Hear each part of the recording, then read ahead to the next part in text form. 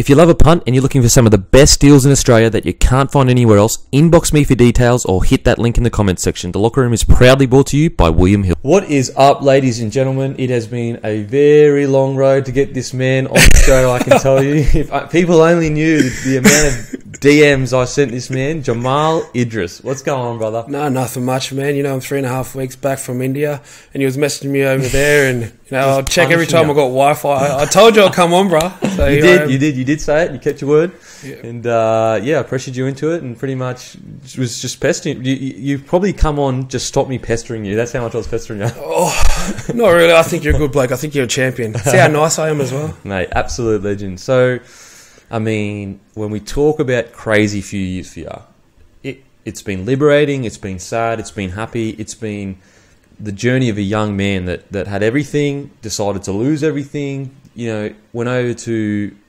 everywhere and essentially found yourself. How are you feeling mentally right now at this moment? To be honest with you, I feel amazing. You know, it's like starting to build a building and the foundations aren't solid. Yep. You know it's eventually going to crumble. So before that, I demolished it myself and I went back to ground zero. Yep. Just to start it, rebuilding all over again. And for me, it's the best feeling ever. As soon as I got off that plane, the last trip that I had to India, I went there knowing that, you know, I found what I was looking for, but this is just a trip for me now. You know, I'm not searching for much more after this. Yeah, and so you say searching. So was that, you know, when you take yourself back to the, you know, really put yourself back into that moment when you're like, I'm doing this. Was that it where you're like, I feel a bit lost here. I need to just find myself. I was actually talking with my family for a while about it, but, you know, the moment you lose, so obviously I'm half Aboriginal, half African, and, you know, our families, we grow up with family being everything. Yep. And when my nan passed, my uncle passed, and my grandfather passed, you know, I was talking to my brother, and even then he could see the tremble in my voice every time I'd bring it up. Yep. You know, I'd be out training and I'd walk away in the sheds because I didn't want the boys to see me, and I'd think about it and I'd break down. You know, and I just said to myself, well, you know, enough. Yeah. You need to go and find who I am in this world. And do you feel, you know, in that period, did you feel like you'd kind of lost that anchor because your family, so many close people in your family, did you feel like you lost that centre of your life kind of thing? Yeah, well, for me, your grandmother up in Foster, she brings the family together. You know, every Christmas, you know, you'd see your mum's 11 brothers and sisters and all the kids sitting there. But now it's like I had Christmas over in London with my friend because there's no sense of family anymore. Yep. It's kind of like we lost that. And it's just... And when you try to explain, you know, don't get me wrong, the Western culture definitely is family orientated, but it's not anything close to.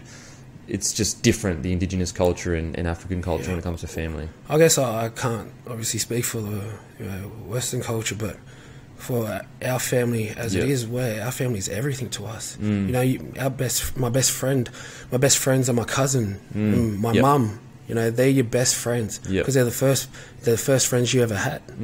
You know, and every time, you know what I mean, you would have these little outbursts and these little mental breaks. They'll be the first ones there for you. Yeah, it's man, would have been a painful time. And so when you did go away, was as I mean, we spoke about it in messages. It was genuinely liberating for you. It really liberated you as a man. Do you think? Yeah. Well, you know, for me, one of the biggest things is I was still in school when I was playing, and you know, I missed that period where you have a step to become a man. So I thought I was a man mentally. I thought what I knew was the right way to go about this world. And then as I started getting older, I started to see that that's not true.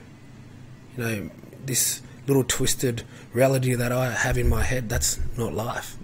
So instead of sitting there and going on with the charade, you know, the fabrication that my mind made, I said I just have to go out and literally find what the real world is about and what I'm about. And so take us all the way back to just a young Jamal. You know, were you always this big, athletic, larger-than-life kind of guy, or did it slowly come to you, this kind of size, this charisma, all this kind of stuff? Well, yeah, as I said, were you always that kind of guy? Or? Well, when I was younger, I was quite shy, and it's a massive thing, obviously, in Aboriginal culture as well. We call it shame factor. You know, where if we stand out and people notice us, we go, oh, shame, or other people go, shame. And it took me a long time to eventually get out of that. But when I was younger, I was short and I was tubby. I was pigeon-toed and I had braces. I can't believe that. It's just such a man mountain now. You know? Mate, don't get me wrong. I was quick, but yeah. I was still. It's funny when I was walking with my mum one day and we was doing athletics. My mum used to braid my hair and cornrow it and tie it back. And I was doing athletics one day, and when we finished, we was walking out, and this man comes up to us, and he goes, "Oh my God, she's so beautiful. Is that your little sister?" And my heart dropped. I looked at Mum, and because the way I used to get angry, I used to growl. So I looked at Mum, and I was just like, and I was that frustrated. And from then on, I never got my hair cornrowed again until I actually had my growth spurt when I was about 16. Yeah. And I said, I was going to my formal Year 10 formal, and I go, "Yeah, Mum, you can braid my hair." Far, right? That's crazy because I mean, like, you're the epitome of masculinity now. You're this big, hulking, strong guy, and you know this. That's crazy. So, take us back to you grew up in a mission out in. Did you say Foster? Yeah, up in Foster there. I mean, like we talk about tough, it would have been tough. It was that, I mean, don't get me wrong, from my perspective, we'd say it's tough, but maybe it was beautiful for you and you loved it. For me, it was a safety blanket inside because every house in that mission is your family. Yep. But we're kind of lucky. We're more lucky than other missions. So the other half of our family are out in Taree and Perth Fleet, and they are the original reasons for the mission was to put them outside of put them in their own little community and put them outside away from other people. Yeah, push them away. But they eventually ended up building the town around our mission. We were lucky where we actually grew up with everyone else. So everyone else in the town, their families grew up with my mother and so on and so on. But don't get me wrong, there's still obviously certain things where, when we were kids, you'd walk down the streets and, cops would see you and they'd be like, "Oh, what are you doing here?" And they'd pull you up for no reason, and you start thinking, you start growing a little hate and a little envy, for other people. And then, as you get older, obviously, you start growing out of it, but still it doesn't change the fact that that's what you grew up with mentally. Yeah, and I guess you're internalising it as well. You're getting asked, "What are you doing?" when you just walk on the street. Little things you're seeing cousins walking the street, just getting searched, their kids. Wow, man, that's sad. And so, did you, at that age, you're this young kid, could you feel that it was wrong? We're like, this is wrong, because you would have seen it so much. Well, to be honest with you, as a child, I did see it so much. So for me, it was kind of normal. Yeah. But don't get me wrong. This, like you said, that anger that built up inside of you, you would sort of project it onto other people. Then when you started feeling isolated from the rest of Foster, and you start becoming more closer to your family. Like, well, it's us against them. When it isn't. And it was like it wasn't all cops there. I mean, they do a tough enough job as it is. And they go out there and they do their best. But there's good and bad in everything, and there's good and bad in everyone. So it was I remember for me the biggest one that comes to memory. I was walking down the street when I was a kid, and I wanted to get a drink. And this is a big bottle of lemonade and stuff they would sell for cheap. And I walked in there, and they walked straight up to me. The owner walks out of a little storeroom. She goes, "Get out of my shop. I know what you're doing." And I was going, "What am I doing?" She goes, "You're stealing." And she was like, "F off, yada, yada, yada." I was like 13 years old, and I sat there and I went home and I was crying. And then Mum was like, "What's going on?" And then I didn't want to tell her because I know Mum would go down there and bust someone up. As you would. I mean, a kid getting told you're stealing when you want to go down there and buy something just because the appearance, it's you try to put into words how sad that is, but you just really can't unless you can feel that experience, and unless you feel that, how could you ever really relate to that moment? So you're growing up in a mission, and when was the moment where, because you didn't play rugby league until high school? So I played when I was younger. I always played when I was younger. Oh really? So just for fun kind of thing? But it was just with my cousins and stuff. I'd go out and play Aboriginal knockout. And then where'd they see me? I played the under 16s in New South Wales crew side, and they picked us up from Aboriginal knockout. And then Newcastle, a couple of friends were going down to play in the Newcastle tryouts, and they said, "We'll come have a crack." So I went, all right then, and I got picked in the Howard Matthews side.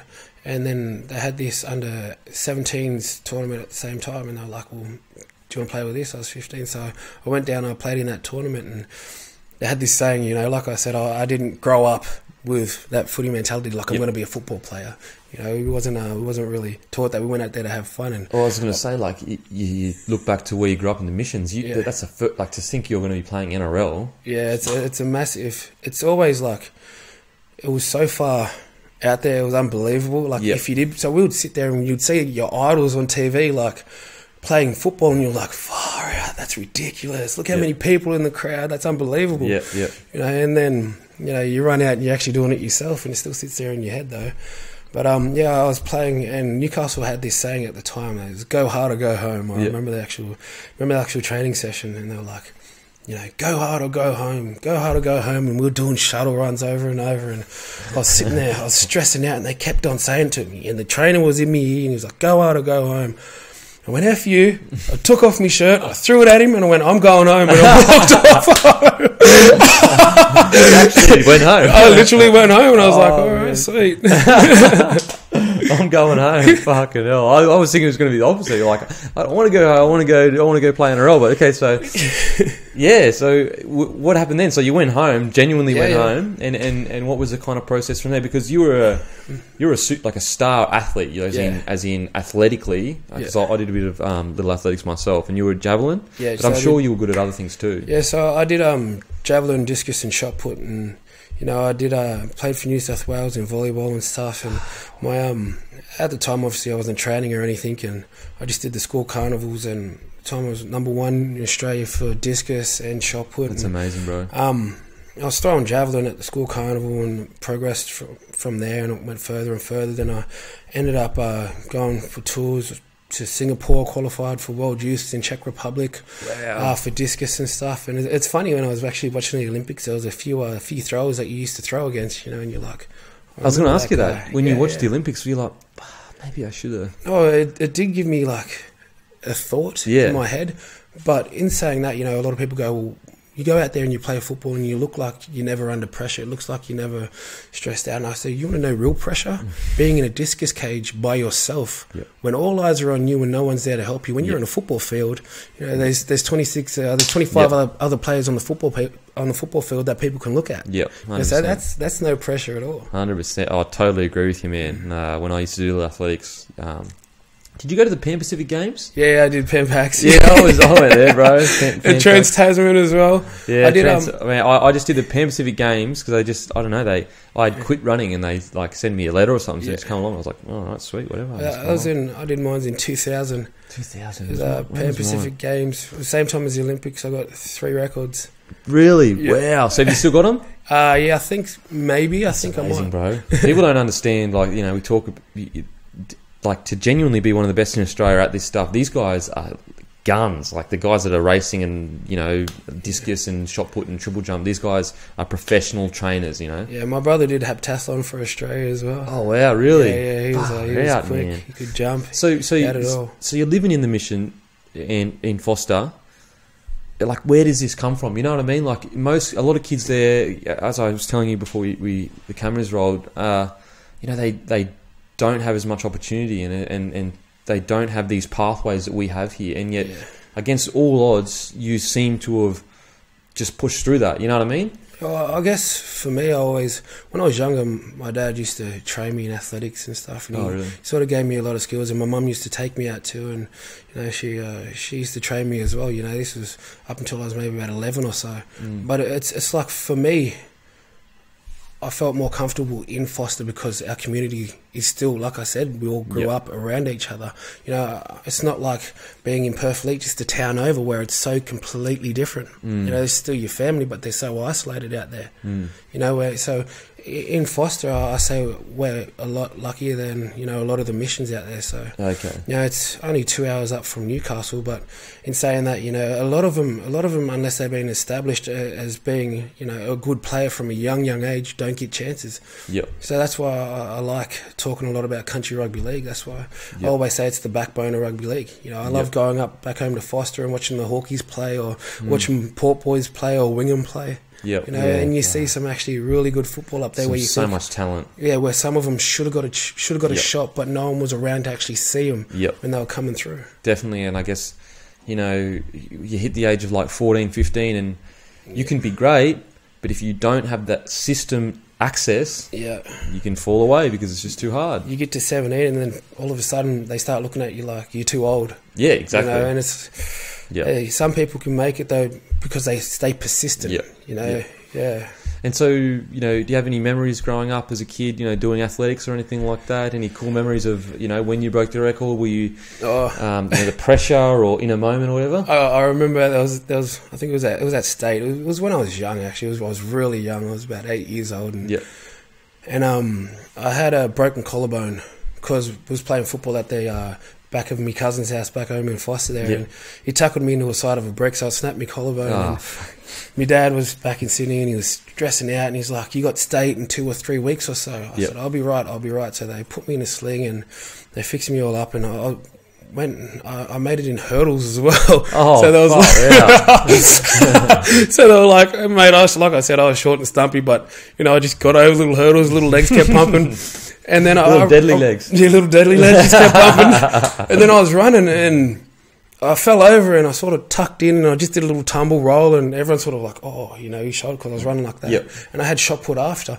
And then I went and did shot put with my arm still tucked up like that, and I ended up getting the state record. What? So yeah, it was so 2 weeks after a broken collarbone. Yeah.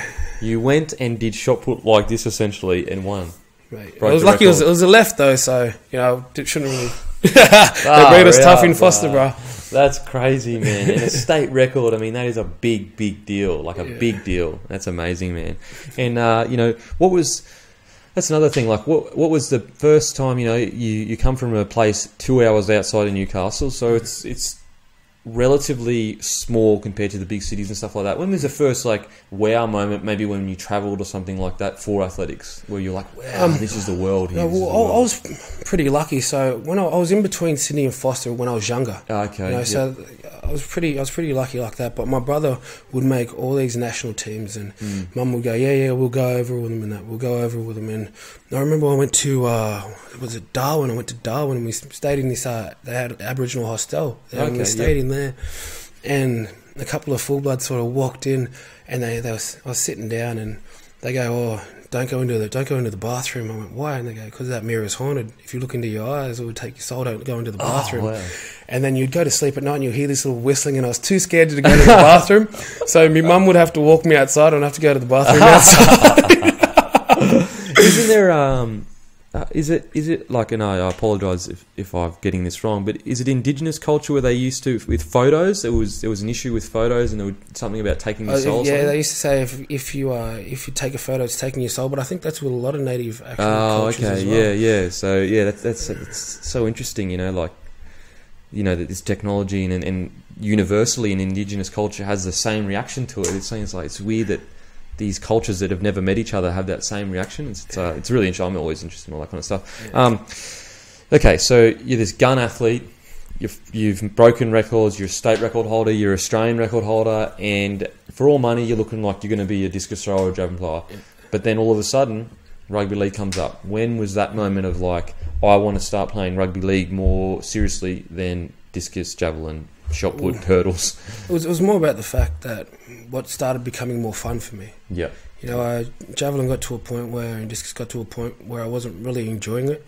I got real serious. I got too serious for my likings, where you didn't just go out there to throw and have fun. You went out there, you know, because you have to win. You're looking for the gold. Yeah. And then I remember I came down to Sydney and I went to La Salle, and my cousin at the time, Nan, he was a gun fullback for Bulldogs. He was playing SG ball.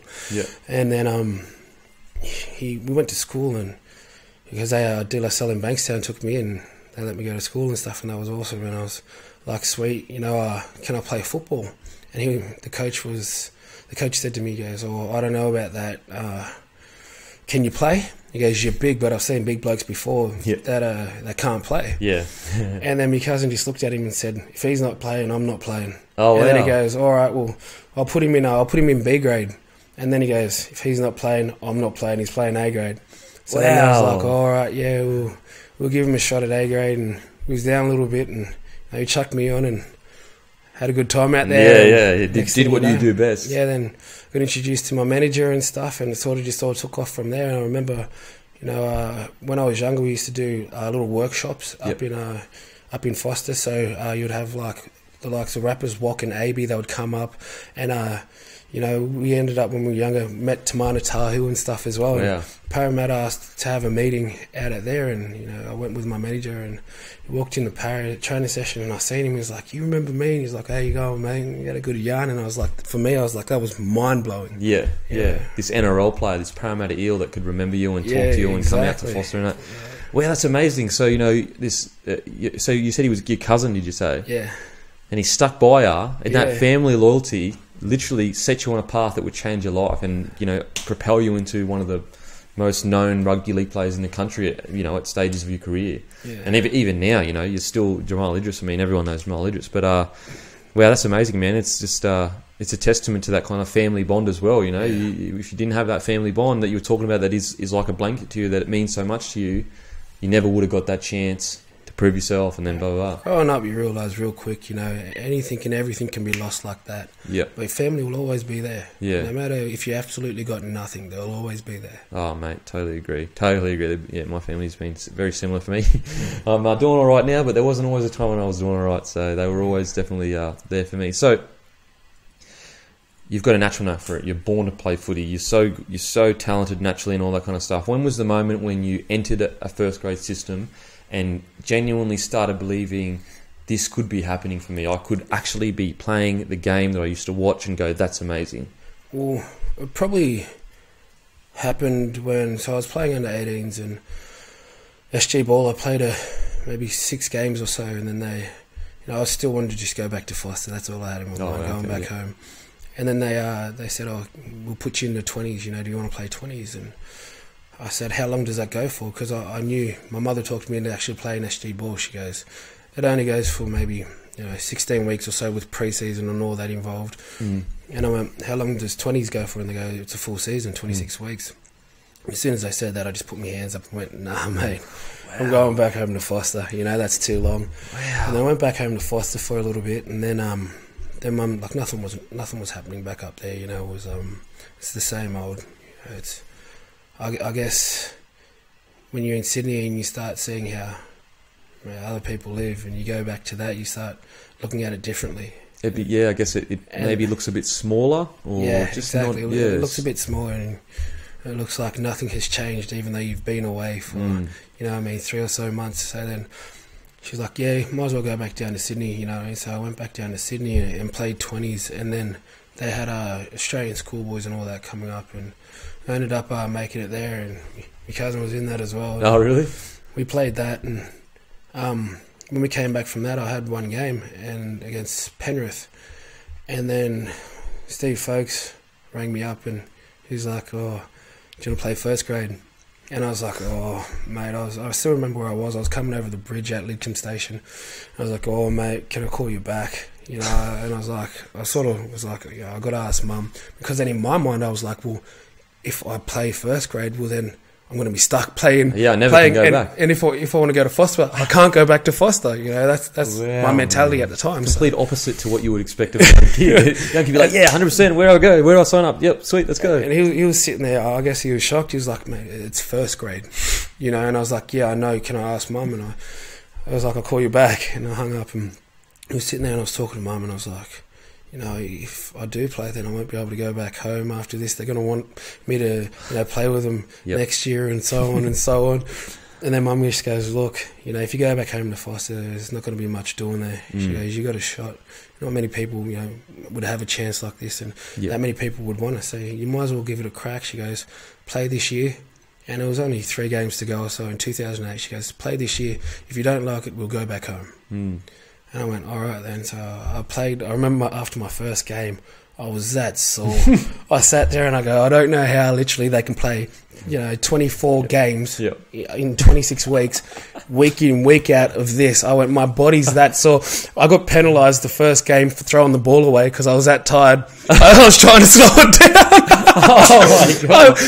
I remember where I was. I was probably on there 10 or 15 metre on the right-hand side, and I was coming up off the ground, and I just threw the ball away, and I was thinking, I can get a breather here. The ref blows a penalty, and I'm like, running back. I was that buggered, but Yeah, eventually I got through the first 3 weeks of my career at the back end of 2008, and then when we started 2009, it's like my body got hardened over the preseason, and then that best feeling was because it was like I was just ready to go. I was just ready to play after having a preseason like that in first grade that I've never had before. That was just daunting. Everything was killer. We'd go do the sand dunes, and every single day he was just getting punished, and I didn't understand it. I really didn't understand it. I didn't grow up in that whole doing fitness like that. And then all of a sudden this game comes along where we were playing Manly, and this was our reward. It felt like this was my reward. I trained that whole time so I can come out and actually play a game. So like when you're thinking about, you genuinely appreciated all those sand dunes, all those tough times. This was your reward of kind of the tough times. Well, through the week, training's torture. You get punished. You would know. Oh, right. It's absolutely torture. Yep. But then when you get to the game, it's like, well, this is my 80 minutes of a reward that I actually get from me. For our team, we all got punished out there together doing them dunes. We all got punished out there together doing them 4 and 5s and doing them Malcolms. We can actually. This is our reward. This is our reward, because that feeling you get when you win. Oh, mate. Nothing like it. That feeling you get when you score a try. Nothing like it. 100%. And you're you're right. It's the 80 minutes where you can genuinely do something you love and live in that moment. You're in that moment, and you're living your life, kind of thing. Exactly. 7 days. 7 days throughout a week, and you get 80 minutes of a reward. Yeah. I used to run out there, and I guess, when you'd look at the camera, some replays, you'd always see me with my hands by my side, and I'd look up and I'd scream. It started with Brett Camorley when he was there next to me, and I'd look up and I'd scream all the time. And one of my mates asked me, what were you saying? And I said, you don't want to be anywhere else. Really? That's exactly what I said. Awesome, then I'd always look at Noddy and I'd say, you don't want to be anywhere else. Yeah. Because that 80 minutes is your reward. Yep, definitely. Totally agree with you, brother. Totally agree. And so that second year, you essentially establish yourself as this, the next big thing that comes through, and you're this young giant that is throwing blokes around. I'm sure you wouldn't want to brag, but you're this young absolute gun that is, the world's at your feet. What was that feeling like for a young Indigenous half African lad from Foster, and it's like the world's camera in Australia anyway. We were small, but Australia's camera is on you. It would feel like that. You've got on. What was that like for you? Something I learned real quick was that they were building me up, and I didn't understand. So I was like, sweet, that's awesome. Thanks, you jump on board. Awesome. Let's go. And then the moment I remember, I went there, and this photographer who maybe hasn't run a lap in his life, who's just sitting there taking pictures of us getting tortured at training, took a picture of me running with my shirt off, and then he posted it in the middle of the papers, talking about how fat I am.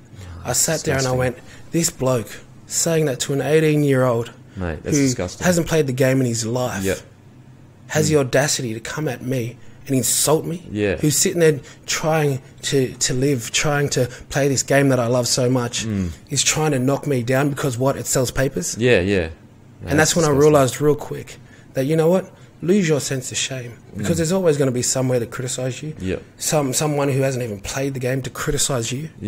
And it's also, what's so disgusting about that is it has nothing to do with the way you're playing. You didn't do anything wrong. You didn't go out in the piss and do this or that. I grew up like that. That's my body shape. Just your body, exactly. It's your body shape. And you can't say you're not fit, because you're clearly fit. Playing you're a 80 professional. minutes. Exactly. You're a professional athlete. If there was a fitness issue, the club would be the first to be like, oi, mate, you're not fit enough. Exactly. So for a journalist to do that, it's just disgusting. And imagine if that was a woman. Not to bring women. Imagine if they did that to a woman. It would be. They just wouldn't do it. They wouldn't do it. Exactly. Whereas it's done to a footy player, and don't get me wrong, I'm not trying to play footy players victim, but this specific case, it's disgusting. It has nothing to do with your form. You're clearly a fit guy. You did nothing wrong, and you shouldn't have to friggin' open the paper and deal with that kind of pain. Especially as a kid, as a teenager. 18, I remember having conversations to my mates, and I didn't understand it at the time, and then it got to a point where everything just clicked. People criticise you and do things like that and justify it by saying, well, you get paid. You get paid this much for that. No, we get paid to play football. Yep. We don't get paid to get criticised publicly. Yeah, definitely. And the thing is, as I said, if you were to do something wrong and they were critical of a performance, you could be like, okay, well, they're a critic of my performance. I dropped 3 balls. Yeah, you can understand. I mean, there are lines, of course, but I mean, yeah, I think I remember the article too, and I was just like shocked. I just couldn't believe that someone had stooped that. Especially, we forget you're an 18-year-old kid. You're a kid still, you know. Like at 18, I was a kid, man. I had no idea what was going on, you know. So. What was that like for you? Did you know that's your first kind of taste of that double-edged sword of the media embracing you, but also stabbing you in the back and treating you like that. What was that like for you as a young man? For me, it was shocking. I was literally just shocked because obviously I never seen or felt that before. And then, the biggest thing was I was embarrassed. Yeah, I was literally embarrassed. Something you shouldn't have to feel. And I went through a point where I just then all of a sudden hated all media. Yep. And then you realise it got to that, like I was saying before, there's good and bad in everything. And at the end of the day, that's as angry as you get. I started thinking, well, your job's to play football, your job's to win. There's going to be a loser. Their job's to sell papers. Their job's to win. Yeah. There's got to be a loser. Yep, I know what you mean. You're 100% right. It's a good way to think about it too. There's going to be a loser, and it just happened to be that you were on the end of their winning or whatever. Okay, so 2010 season started slow, but you kind of just picked up your momentum. You're, not seasoned, but you are 2 years into a first grade team, so you're turning into a real kind of first grader. Get picked for Origins off the bench, country Origin as well. Yeah, bro. I remember when I first started. Oh God, I remember because when I first got picked for Origin, we was doing photo shoots and stuff at ANZ, and the team had a meeting, and there was a lot of people around, and I still don't to this day do well with a lot of people, and I was like, oh, okay, so I found this dark room, a little shed, and I went in there and I fell asleep. And then Mickey Ennis comes busting through the door. Jamal, what are you doing, mate? We're all out here, we're in a meeting. Like, everyone's looking for you, everyone's stressed. I was like, oh, sorry, mate. I got up and ran to the meeting. And Craig Bellamy was the coach. He's like, where are you? And I went, I went to sleep in the sheds. And he sort of just had like a little smirk on his face and just continued it. And the boys were just sort of looking at me like, you are crazy, but also awesome at the same time. And it's like, so that was your first kind of, I guess, dipping of the foot into the pool of Origin kind of thing. What was it? And, after that, I guess you can't really. That's the best way to break the ice, really, something like that, because you can't. Oh, I mean, you could get worse, but that's the first. Your first introduction to all those legends and stuff. You want to put on a good impression. You've fallen asleep. I guess that's the way I always seen it. As much as I looked at him and idolised him growing up, I learnt one thing as well. Also growing up, that everyone on the field is equal. So when I was on the field, I remember playing Broncos and Hodgie was on the other side and he came across. They kicked it. He kicked it infield and I came in cover and I caught it and he tackled me. And then I was like, hey, bro. He goes, how you going? I got up playing the ball. It was like my third game ever. My second game, I got up playing the ball and I just sort of looked like, Justin Hodges said hello to me. Justin Hodges, bro. And it's like, and I have my favourites. That I grew up was like idolised. And don't get me wrong, like the first time I ever played Broncos, I remember watching the replay of it, and me and Sammy had a dig at each other. Remember that. And then they were like, "Oh, these two going at it, the young fella's not backing down." But that wasn't even the first time I played him. Oh, really? I played him 2 years. I was 16, and we was in our Aboriginal knockout. Okay. Was it Koori? Yeah, it was up at Yamba. Yep. It was up at Yamba, and I was playing for Walgett at the time. Yep. And he was playing for... So there was unspoken history there that we didn't know about. And we was going to have a dust then. I think this is actually the first time I've said it open. Yeah, I love him to death. But when I was 16, I was real like, come on then, you want to have a crack? Oh, really? Okay, walk us through how that nearly happened. Oh no, we was just in the sort of...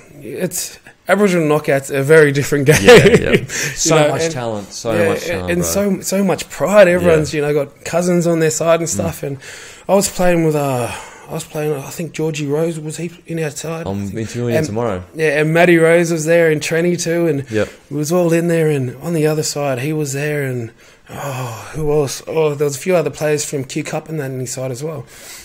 And then I was there, and he come over late in a tackle. And then I just got up and grabbed the shirt, and I was like, let's go there. And he was going, come over there. And everyone was just sort of arcing, and everyone ran in the middle, and we had a scrum, and then we just had words at the scrum. Oh, man, I've never met him before in my life, before then. And then, obviously, when we started playing, we was having our thing. But even then, it was like afterwards, it was like, there was that much respect. Yeah. You know, and that's what footy's Bala about. Sammy. Bala Sammy. Oh, man. He's that's mad, because I remember that. I don't know I think I was at the club, and I think you maybe bumped someone else or maybe bumped him off, and then he came out for a second shot at you or something like that. Yeah. And oh man, that was good time. That's who he played for, Wollumbin. Oh really? Yeah. Wollumbin. Okay, so that year you make the Origin side, then you don't make it you get 18th man the next week. Yeah. So 2 weeks after the second Origin game. Yeah. But you're propelled in 2010. You're essentially propelled into that next. So you've got your NRL player, and then you get propelled into that. You're an Origin player. You've played Origin at what? You were 20 then. Yeah. The first Origin I was 19. Yeah. See, you're 19, bro. You're so young for an Origin player. I mean, how many players can say that they were 19 or a teenager when they played Origins? Not many. Not many at all. You got what? Izzy, Kay, Carmichael. Yeah. Yourself. Freddie. I think Freddie. These guys are all absolute legends of the game, kind of thing. Yeah. Especially Izzy and Kay, if they had stayed. What was that like mentally for you? Were you starting to feel it a bit? You think? Was it getting a bit much, or what was it like? It was it was new. It was definitely new and definitely different. And I was on the bench, and I remember Tamana got injured, and we was in the dressing sheds, and Freddie was sort of stretching him out, and then he looks at me while everyone was walking around and goes, "Get ready." And I was just like, "Oh, okay." And so I didn't really know where I was going to play, so I thought I was going to play in second row. And then ran out there in centres and stuff, and as soon as I ran out, and then I looked at the big screen, there was 80,000 in the crowd, and I looked at the big screen, and there's my big ugly mug staring straight at it, and I had this sort of dull look like a kangaroo caught in the headlights. I was just literally like, yeah. I don't know what I'm doing. Yeah, I know. Where am I? This isn't my room. But it was kind of like, it was surreal. Yeah. That feeling of a night game with 80,000 people screaming and walking out, and the flame sticks just going. Amazing. You could feel the heat on the field from it. Yep. And it was like, I remember my first run, I got it, and I just beeline straight for. I was running straight, and then I sort of seen Petro rush out, so I just went, "I'm not stepping, just go." So I sort of just put my head down and just ran, and he grabbed me by the hair, and I was going down, and I felt like a half jug with the ball, and I was like, "You can't lose it, your first touch." So then I sort of just tried to hold on to it as much as I can. Then as soon as after that, I played the ball, and sometimes you get the first contact and you're a little dizzy, and you're just like, I was like, "Oh, yep." And then you start getting the cross-eyed look as you're walking. But after that, I was sort of slowly getting back into it. But in my mind at the time, I was like, just don't mess up. Yeah, everything's fine. Just don't mess up. Just don't mess up. Yeah. Just don't mess up. So 2000 end of 2010, tough time for you. You went home, see your family, and then that incident happened with your cousin. So I don't know how much you can talk about that. It might be a private matter. We can skim right over it if you want. Or it's interesting to me because it sounds like a pretty serious situation. Oh, as silly as this is going to sound, I guess. Growing up in a mission, you sort of, that's normal. As silly as that sounds, it isn't. But you see cousins and that having their fights, and the next day they're fine and things like that. And obviously I got hit with a bloody sword. I was shocked, and he swung it a few times. I just sort of leaned back and I went, take us into that situation. What are you feeling, and how did it happen? You don't have to go into details because it's probably a personal. Yeah, it's definitely a family thing, but it just got swung a few times and just sort of missed me face, and you grow up, in situations like that too. you just react. I was like, put the sword down, let's talk, you know what I mean? You want to have a dig, put the sword down and have your dig. Yep. You know, and then the next thing you know, he hit me in the neck, and I sort of just like went, yeah. And then after that, though, it was lucky the sword was blunt, so didn't do much damage, sort of bounced off. I got tough African skin, so I just bounced off that. Bro, yeah, he's African warlords, bro. The thing is, at the end of the day, he's still my family. Yeah. I still back him to the end, no matter what. Yeah, we grew up together. I love him to death. Yep. So, I mean, were you scared? Were you afraid in that moment? I mean, you had a sword to your neck, you know? Like, or was it just like, it happened, everything's okay, let's just... I was just angry. Angry. Yeah. Swat the sword at me, dude. Oh, bro. Oh, man. That's what I mean. I'll be fucking... Yeah. Like, see, I don't think I could forgive a guy that's got a sword in me neck, so you're better than me. You're a much better man than me. Did that mess with you emotionally at all, do you think? Like, you know, you went home to Foster and you love the place and you love your family and you know, he ended up, you know, serving some time, if I'm looking at it correctly. Did that mess with you a bit? Because like that's just, or it was just kind of like, as you said, these things happen and it's whatever. It happens. Yeah. You know what I mean? Like, still at the end of the day, that's my family. That's my cousin. Wow, man. You only got one kind of family, you know. And I love him to death. You know, I remember when we learned to swim together. Oh man, that's crazy, brother. That is genuine. It's good. I mean, I applaud you for the forgiveness that you have for something like that. I mean, it takes a lot. But okay. Everyone gets angry sometimes, man. Not with a samurai sword. God damn, bro. That is crazy, man. Anyway, so then the next year rolls around. You know, you've played Origin. You're in this different category. You know, you're taking that step up, and then you know the Titans offer you a massive, 5-year deal. Yeah. You know, and I guess perfect timing for you. You know, you played Origin. You've really hit your straps as a player. Yeah. And a 5-year deal for a young man like yourself, it's like, wow, this could really help my family here, kind of thing. Yeah. Was that a huge factor and all that kind of stuff? What was it? Well, for me, it was a lot of it was getting out of Sydney. You know, I wasn't built for Sydney. Yeah. Especially at the time. You know, I was so fast paced, and I come from a place where you walk around and someone says hello and you're like, oh, hello. You know, you don't know someone, you're waving. Yeah. And then to Sydney, where don't talk to me. I'm a fan of the Bulldogs. Yep. Good on you, you just won. You're losing next week. I'm a fan of the Bulldogs. Let's fight. You're shit. Wow. And it's like, whoa, what? You just said you're a fan. I don't get it. Yeah, I don't understand. Yep. But, so it's a bit intense, do you think? Yeah, well, there's so many teams in Sydney that, and a lot of people don't really think it through. They don't see us a lot of them don't see us as humans. They see us as just footy players. Yep. So if they go for a different team, they have the right to insult you. They have the right to say whatever they want about you. Okay. You can't do anything back, or you can't say anything back, because then you'll be a rude football player. Yeah, I know what you mean. Yeah, so you're always the bad guy no matter what happens. You ignore them. You can't win. Yeah, exactly. And so you dealt a lot with that in that year. Were you dealing with a lot of fans that just as you said, I got built up so quickly. Yep. You know what I mean? So what comes hand in hand with that?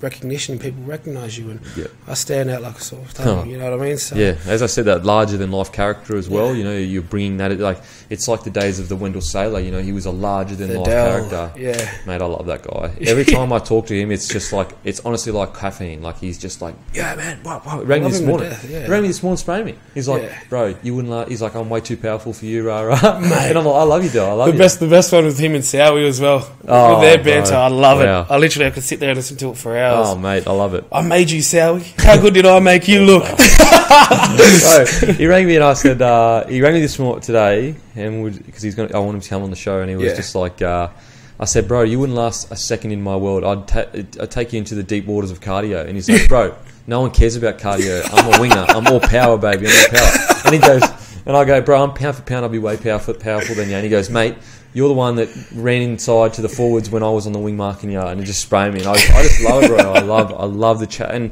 that's something that I think we miss a lot in the game now, is larger than life characters like the Dell, like yourself. And okay, so the main motivator for moving from Sydney to the Titans was you just wanted to get out of it. Yeah, I wanted to get out of Sydney. Yeah, that was the main thing for me. Yeah. And so you moved to the Gold Coast. It's a 5-year deal. I mean, that's a long deal. You don't see deals like that. So you got this. you know, you got this deal that most kids would dream of, and it would have helped your family. Or did it help your family a lot? Was that something that definitely, man. And so that's something I guess when it all goes bad, was that something that meant quite a lot to you, that you could help some in that department? Your family, that's what you're working for. It gives you reason. You know, it gives you a goal. It gives you a reason for that moment when you think about, you know, running this next 100 after doing 30 of them, thinking, you know, oh, I want to give up, I want to stop. It gives you reason to push through it and keep running. And so that Titans deal was a genuine way to, you know, not give back, because it's not like you owe them anything, but you know what I mean? It's just you were lucky you made this break and you've done all these... Lucky enough to have the opportunity. Yeah. Okay, that's cool, man. That's really cool. So you go to the Titans and you're a part of that. They would have only come into the comp maybe 2 years before that.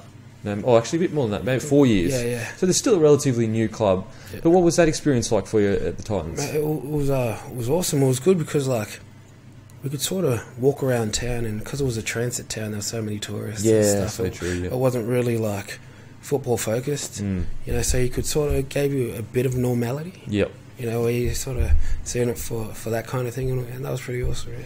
And, you know, football-wise, did you enjoy the new challenge of going to a new club that was still growing? You know, obviously you had Gold Coast Titans had their challenges off the field, but did you enjoy that as well? Mate, I mean, I really did, you know, but then obviously it all does build up on you as well, you know, and there's when you're the new signing and stuff, and then you start thinking, well, yeah, everyone's throwing the pressure on you, you're like... It does build up mentally, so then you start having little weird snaps, you know, you start showing a little bit more aggression, and like you said, you know, always young. Yep. And so, was it 4 years and then you went to the Penrith? 2 years and then I went to Penrith. 2 years. Yeah. So it was a 2 and then a third year you're in Penrith. So what was a catalyst for that? Was it another situation where you're like, look, I need to try something new here? So I went to Gold Coast. What did I leave behind? My mother, my father. Well, okay, yeah. My mother's my world. That killed you. Yeah. So she'll try her hardest, you know what I mean, to come up almost, you know, every game we'd play. She was almost there, almost every home game. Yep. Yeah, but that's hard on your mother, isn't it? Oh, definitely, 100%. You know, and you have times where you're stressed out. You have times when all this stress going through you, as you would know as a footy player. Yep. You know, who do you go to? Yeah. Call your mum. Exactly, and she's not there. I can't just drive. I can't just go see her. Yeah. I can't just stop and sit in the lounge room with her. Yeah. And that's definitely a killer. And I mean, as well, you spoke so strongly of, like, you know, only 5 to 6 years ago, actually less. So you're like 22 at this stage, maybe even younger, 21. Only 4 years ago, you were getting asked to play first grade and saying, I don't want to do that because I want to be in foster, because you want to be with your family. Yeah. And then it's like 3 years later, so to think that, you know, you would be away from your mother, as not only not in foster, but you're away from your mother as well, you know, so obviously that's going to be a heavier burden on you than most people, kind of thing, because you legitimately were tossing up the decision between going back to foster and playing first grade, whereas most guys would be like, I'm sweet, you know, I'll play first grade, I don't need to go back, kind of thing. So that's you know, what I want to see more of. You know, you see there's a lot of Aboriginal hostels popping up for you know, athletes all around Australia, because for an Aboriginal athlete to leave their family, that is massive. Yeah, 100%. That's so tough when you grow up. You know, everyone grows up with family, but we're surrounded constantly by family. That's our shelter. That's our blanket. It's ingrained in your culture. And then, you know, it doesn't matter what sport they play, to take them out of where they're from, away from their family, and think they're just going to be okay. They're sort of overseeing, you know, that, and you see it in a lot of different sports. You know what I mean? Where people actually do that, even in athletics. But these days they're starting to get more Aboriginal hostels, you know, which is awesome. It's awesome to 100%. See. Didn't North Queensland, they've built one, I think? I think they sure, did. yeah. I could be wrong, but I think they did.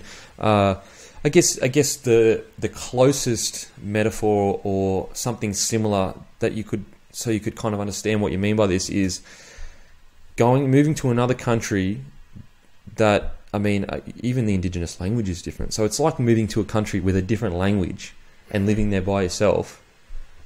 That's how hard it would be, you know, maybe even harder, because the culture is so ingrained in family. Do you know what I mean? So for a guy that's like, why is it hard? You know, just move away from your family. Well, it's like me moving away to a country where I don't really speak the language, don't have any family network.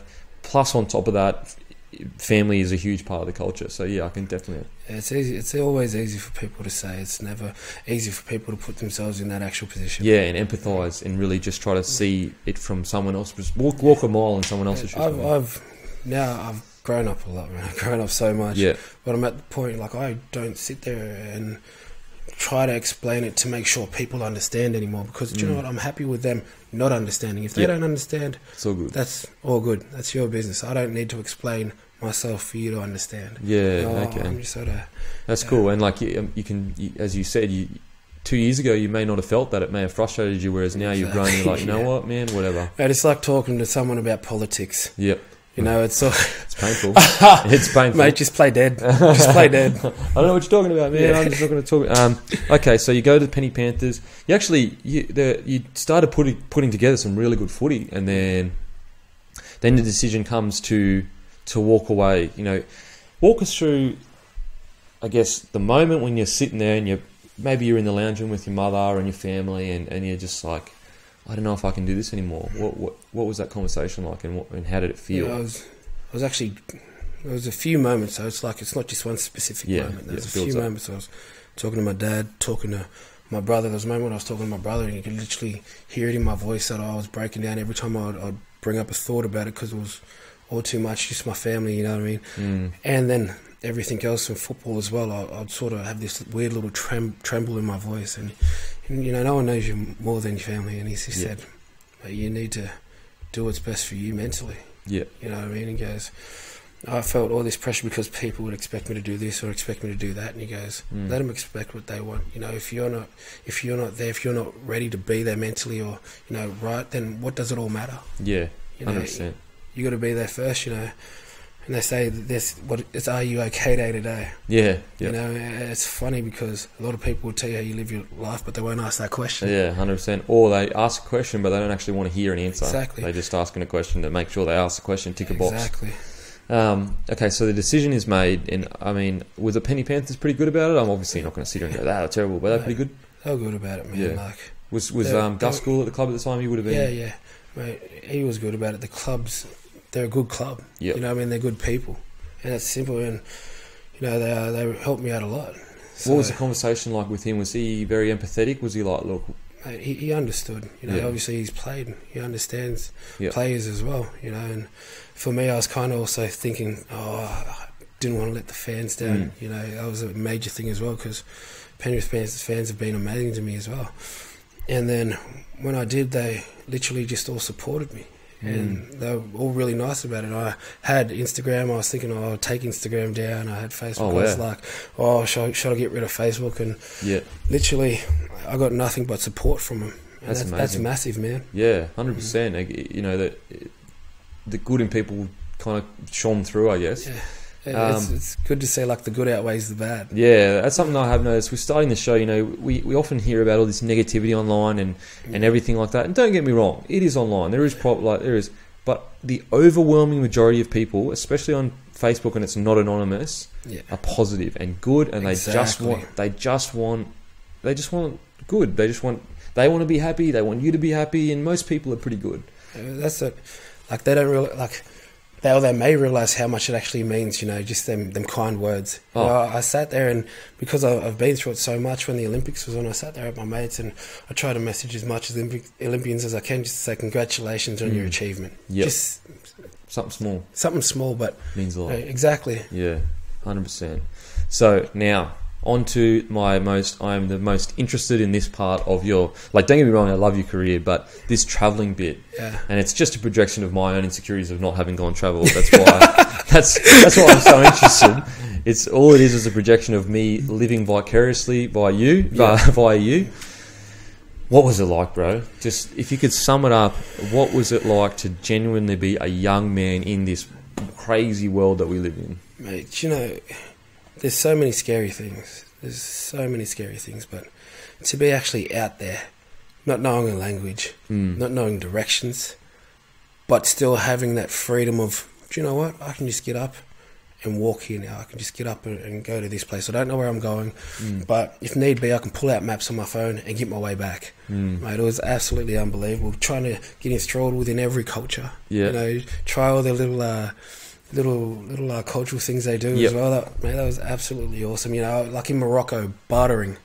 Not bartering, like haggling. Yep. You know, I sat there and I was like, usually I'm too scared to haggle. If someone goes, well, that's the price, I'm used to, like, well, that's the price. Yep, 100%. You know, and then I was like, literally had to get into haggling because my mate was like, half it. Whatever they say, just half it straight away. And then, and they love it too. They love, like, the game of it. The sale. Yeah, and I started having a bit of fun like that. Yep. And then, you know, when I came back from there, I'm in Australia, like, $2.50 for a Coke.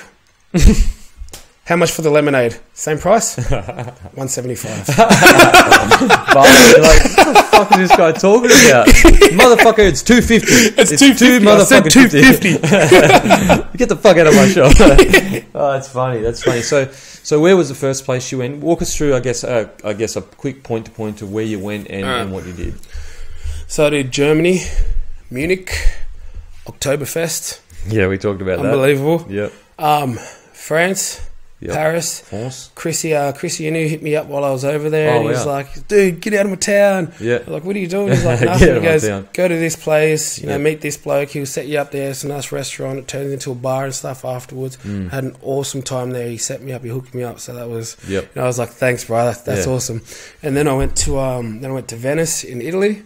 And then I tried to see just as much museums as I could there. You know, the history there is amazing. Yeah. And then after that, where did I go after that? I went to London for New Year's and Christmas. And obviously I didn't really want to be in Australia for Christmas. Like, you know, it's kind of like you lose your nan, you lost everything.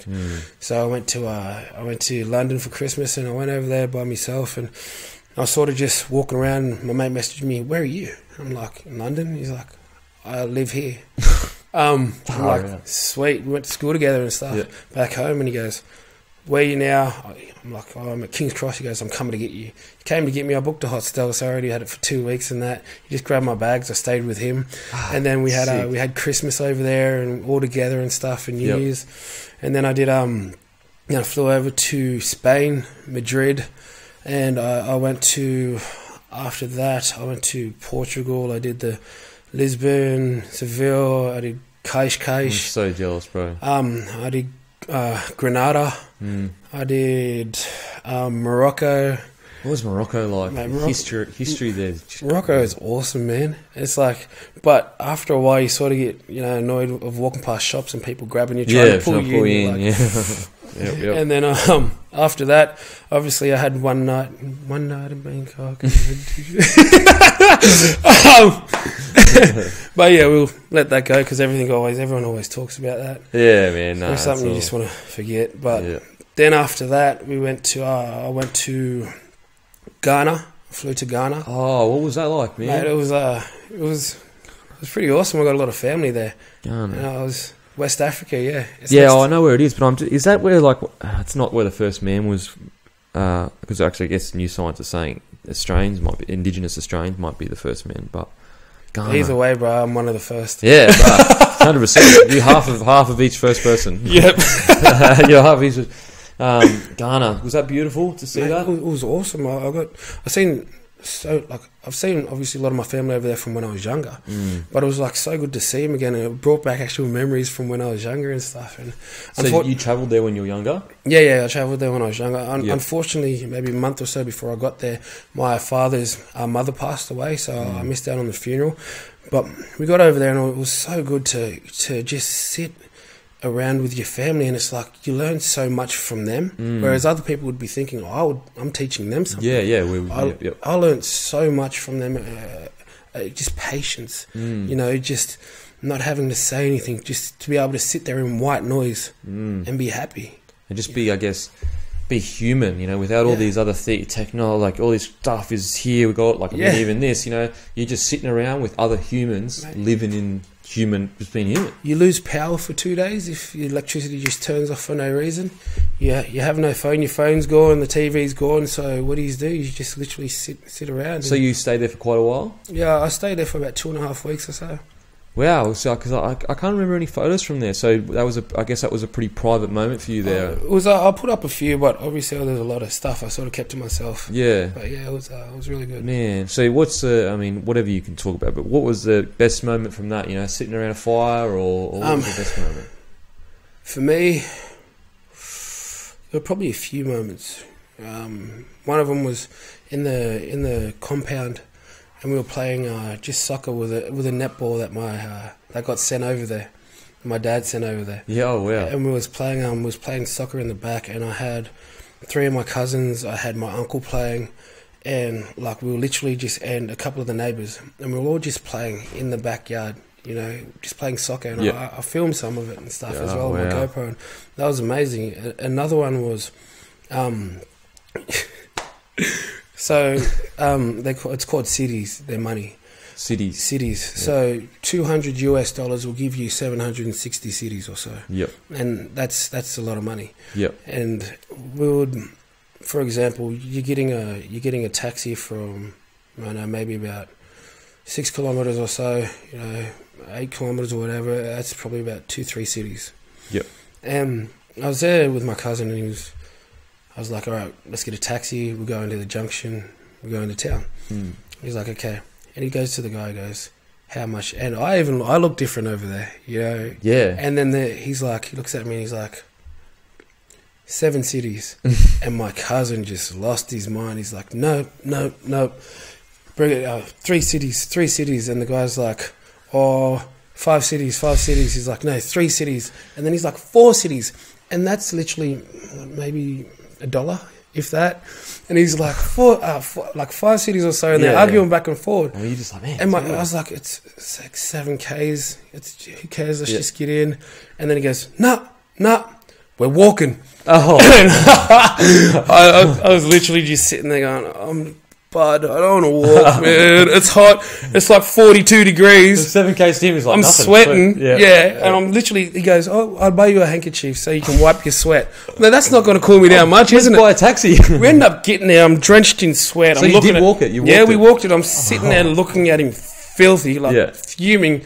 And he's like, see, we don't have to pay that much. I'm like, yes, we do. yes, we do. Wow, it's amazing. It's like just so cool. Like you literally just went for a walk in Africa. Yeah. Didn't get a car, went for a walk in Africa, and wow, that's amazing. And then I've seen, I walked past another one of my uncles as well. So I got my father's got a massive family. Yeah. But like one of my uncles there works with the motors for our trucks and stuff. And okay, yeah. My other uncle works down the road, like cleaning shoes and fixing shoes and stuff as well. Yep. So it's like when we were going past, they were screaming out the window as we were like driving past because, my cousin would scream out to him or something, and they'd be like, hey, Jamal, like that, and real happy, And I see my uncle Farouk, and he was in there, he works in there fixing shoes and stuff, and I seen him when he's like, last time I seen him I was maybe 6 or 7 or so. Wow. He looked the exact same, man, and it was just like a blast from the past. Man, it just sounds like such a journey, like such a genuine journey that a young man should take on, I think. Yeah, look, after high school, before a lot of kids start uni, they have sabbatical and they have a year off. Yeah. And that's exactly what they need, where, I didn't have it, I didn't see the world, and at that time it was exactly what I needed. Yeah. And it wasn't to go out and see the world, it was to go out and find out who I am in this world. Yeah, definitely. And so, you're having the time of your life, you're loving it, you feel free, you feel liberated. But when was the moment you said, you know what? I miss it. I miss this game. I miss footy. For me, it was probably, to be honest with you, probably was Ghana. Oh, really? Ghana? Probably was Ghana. I was sitting there and, when you did get a bit of when you did have some charge on your phone or something, you'd look back or you'd see some highlights that'll pop up, and you'd see your cousins, they were sitting there real proud of you and stuff, and it's like proud. Your mind started getting a lot clearer, because you didn't have to deal now with all the media stuff. Yep. You didn't have to deal with all the hecklers. You didn't have to deal with all of this, so it all got separated. Yeah, and all this expectation and molding of someone else's image of what you're supposed to be. Exactly, and it all got separated. So now everything is individual again. Yep. So now, media, the person you are as a human being. is just who you are, your personality. Now, football is just football. Yeah, okay. As well, without any attachments to it. And it's like you realise, well, football, I've been playing it since I was 4. It's something now that isn't just there, isn't distant, isn't something I have to reach for. It's in my blood. Yep. My whole family's played football. Yeah. And I have to think about a lot of things. I overthink a lot of things in life. Every situation I go through, I overthink absolutely everything. And then I get paranoid and then my own head gets done in. Yeah. On the football field, it's instinctive. Yeah. I don't have to think about anything. You're in that moment. I sit there, they're running a lead, and you know what I mean? The wing is still sitting there on the wing. Yep. And no one else is at the back except for the fullback. I'm going to go in there and kill him. Yeah, that's my goal. I'm not going to just sit there and hesitate and pull off, give him the bringing his attack to me. Yeah, my job is to go in there and shut it down, and I know that. That's just instinctive. Yeah, you get the ball, you're running. People don't think which way they're going to step before they step. Yeah, they just do it. They read the body of the other person, then it's just a reaction to that. Yeah, and totally that's how agree. they step. Yeah, I'm going around my other centre. The wingers on this side. You chuck a dummy, he looks the other way. I'm palming and going. It's all these things. They're not premeditated. Yep. You see people, if they do premeditate in games, you see it tend to just go to shit. Yeah, it doesn't work. Never exactly. works. Premeditated, like stepping in everything. And all coaches, they all say the same thing there, don't they? Never premeditate your play. Yeah. Because you never know what the other person is going to do until they do it. And also there's this kind of feeling of like they can feel the premeditated. They can see your body lining up for that step. They can see your body, so they're like, okay, he's clearly about to do something here. They're ready. Whereas when it's instinctive, it's just whack or whatever. The best players never know what they're going to do until they do it. Yeah, 100%. Totally agree. Now you look at Thurston when he comes around, he does that big show and go. So good. when he does that show and go, he doesn't sit there and know he's going to do it. They have a set play in their mind, but then he sees someone react and turn their body out. Yep. Bang, show, and he's straight through. He's gone. And like even he's so not sure that he's going to do it. He could even let go of the ball here, and it would still be a good pass. If you know what I mean. Exactly. But all the difference is he sees that there, and he goes and he just holds on to it a bit more instead of letting it go. And that's his show and go, and his Gonskis. It's funny. It's just like life. Life is made up of moments in time. Yeah. Every moment creates life. We're having a moment right now, and that's part of life. That's part of our life. It's like on a football field. It's just happening. Every moment is a part of the game. Yep. That little body turn is a part of the game. And you wouldn't think it's major, but then all of a sudden it leads to a try. Yeah, definitely. It's something that's I guess a similar kind of thought is like why I started this whole show was like every single person that you've ever met in your life has a little story. Like every emotion that you've felt, they've felt that emotion. You've got a story, they've got a story. Yep. I always pictured in my mind as like imagine roots in the ground, and like they're just constantly shooting off each other with different stories and thousands of different stories, thousands of different people, but they're all kind of connected in some strange way. But so I guess you're back. What's been any funny memories of you over the last, any funny kind of memories of footy, story, or anything like that, or?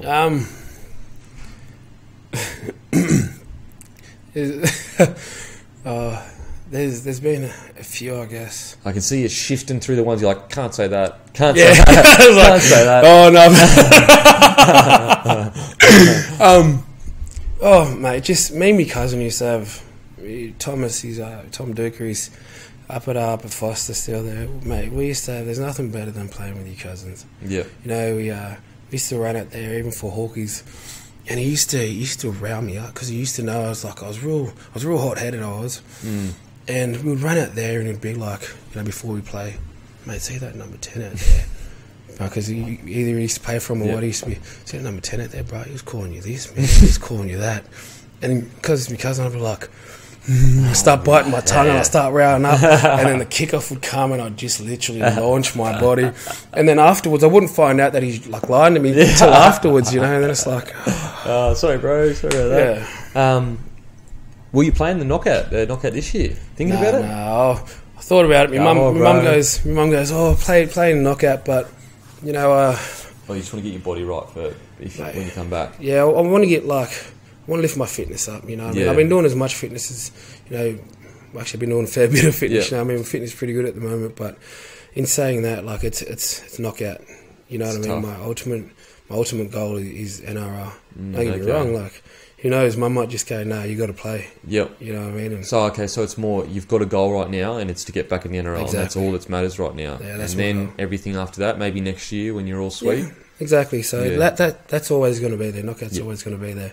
Because you're, 26 now? Yeah, 26. Fuck, man. So many years. So many years left. You've got so many years left to play, you know? It's awesome, and you've gone out and you lived life. All right, ask all the boys this. Favourite rapper of all time? Favourite rapper? Yep. Well, Bone Thugs and Harmony. Oh, bro. Mate, that was Crossroads. Yeah, that was my first CD I ever bought. Really? I swear to God, that was my first CD I ever bought and the first tape I ever owned. Yep. One side was Kenny Rogers, the other side was Tracy Chapman. Really? I swear to God. Bro, I'll tell you a song I know you'd like. Mariah Carey, Bone Thugs and Harmony, Breakdown. Break down, steady breaking me on man, down. I used to love that song. Oh, I used to love Mariah Carey too, though. Yeah, she's a bit over it now. But I still love her. Really? I love her. She tried to diss Eminem, man. That's my dog. That's my dog. True. Yeah. Like, she went too far, but obviously Eminem just killed her with that song. Bro. That was embarrassing. I feel awkward listening to it. Yeah, because I was like, this is song, like, there's nothing you can say to that. But I don't know. I still love her, man. I still love her. Mariah Carey's the one for me. Really? No, Okay. Hero. Oh, yeah, you can't get better than Hero. Some of her they're classics. They don't make them like that anymore, right? They don't. They really don't. They really do not. And she just had class. Yeah, she had class. She didn't dress down like you see half of them shaking their whole body and carrying on. But she like was this. still sexy without being like that. And she just exhumed. She just showed class. Yeah, man. And she could just stand there and just sing, and it was Yeah, I know what you mean. Like, today is just like less is more. Like, just be classy, and it's so much more attractive. And I don't think a lot of girls don't grasp that yet. Like, they just don't grasp it. And I mean, everyone's different, I guess. Favorite movie of all time? Favorite movie? This would be a winner. Coming to America. Eddie Murphy. Yeah. Wow. Yeah. Cool. That's a good movie. That's a very good Eddie Murphy, bro. Hey, he's a banger. He's everything he did earlier, and everything he touched turned to gold. 100%. Now, the last good one I think he had though was Norbit. Then after that, Meet Dave. He started doing more family stuff. I just think it got too easy for him. Like, as in, he was just too talented. Yeah. So when you lose that friction of having to fight for something, you lose that edge that makes you great. I was thinking maybe because he's got family now. He started moving into the family thing. Yeah, that's true. And you can't go from Delirious and Raw. Man, those songs, they are so good. I love it. Like, it doesn't matter how many times you watch that, you know the joke's coming. Goody it's still amazing. Yeah, you're still sitting there just laughing your head out. Ice cream. You better stamp your feet and light a candle for this pussy. Oh man, that's a great one. If you could have a billboard anywhere and saying anything, what would it be? Oh, funny. This is a funny story. Really? It's actually funny you said that. Wow, really? I was driving down from Foster down to Sydney, and I seen a big billboard just outside of Nabiac, and I rang up Gus. I was like, "Buzz, I want a billboard." And he's like, Gus Cool? Yeah. And he goes, "What for?" I go, "I just want a billboard." He goes, "What would you have on it?" And I'd just be like, "Just me smiling and waving." That's it. And he goes, "Really?" And I was like, "Yeah." And I go, "Do you know anyone that knows billboards?" And he was like, "Wait, I'll talk to you later." And I was like, "Sweet as, bro." And then he just sort of came and looked at me and said, "Are you serious?" I was like, "Yeah, do you know anyone that knows billboards?" He was like, "Nah, mate, you're on your own," and just sort of walked off. Oh, man, so he didn't get it for you? I still want a billboard. Really? It doesn't even have to say anything. It costs like $60 a day or something. So you just do it for 2 weeks or something. Like, obviously when you get a contract again, I'm sure you could. All right, we're putting the word out there. Anyone with a billboard that wants to see Jamal's big head like that, you can just use that picture. Yeah, sweet. Yeah, bro, thank you so much for coming on the show, bro. I mean, honestly, I think we could speak for hours, and it has been like an hour and a half, so I apologise for that. It's all good, man. I'm having fun. But yeah, thank you so much for coming on the show, and good luck with your NRL return. I hope you get this, I guess, the side that you're most... Are you speaking to clubs at the moment? You don't have to, you don't have to release Sammy's speaking to a few clubs, but he's sitting there saying... whatever's a good fit for you. Yeah, you definitely. Know what I mean? And then he just said when he gets to the point where it's all going to come to a head, then I'll sit there and sit you down and we'll have a talk about it. So. Yeah, that's good, man. That's good. All right, brother. Thank you so much for coming on the show, and good luck with it. Thanks for having me, bros. If you love a punt and you're looking for some of the best deals in Australia that you can't find anywhere else, inbox me for details or hit that link in the comments section. The Locker Room is proudly brought to you by William